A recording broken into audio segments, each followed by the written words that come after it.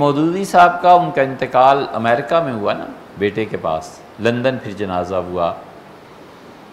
سعودی حکومت نے بار بار پیشکش کی کہ جنت البقیع میں دفن کریں، سفیر گئے جنازے میں، انہوں نے کہا جنت البقیع، شاہ نے کہا۔ اللہ جانے جماعت اسلامی والوں کو کیا سوجی، لاہور میں ان کے گھر میں دفن۔ اور ایک میاں نواز شریف صاحب کے والد، وہی انتقال ہوا نا، کوئی مسئلہ ہی نہیں تھا جنت البقیع میں دفن کرنا، جنت المالا میں دفن کرنا۔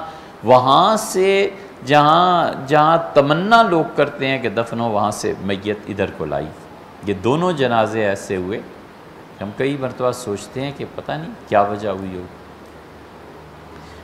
ایک آدمی کا جنازہ آیا اور رسول اللہ صلی اللہ علیہ وسلم نے پڑھانے سے انکار کر دیا، گھر تشریف لے گئے، میں تم پڑھ لو، میں نہیں پڑھتا۔